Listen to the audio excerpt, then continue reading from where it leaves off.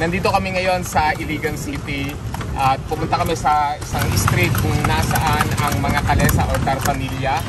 And dito, sobrang common yung mga kalesa kung saan common transport ito ng mga taga-Iligan. At sa mga turista or mga hindi taga-Iligan, isa itong sight to behold or isa sa mga magandang ma-experience dito sa Iligan City. And alam nyo ba, sa buong Pilipinas, iilang city lang or municipality ang merong kalesa or tartamilya. Dito sa Mindanao, only in Iligan City lang matatagpuan ang tartamilya or kalesa. God bless. Ito si Aya. Aya, anong masabi mo? Hindi pa siya makapagsalita, naa-amaze siya sa kabayo.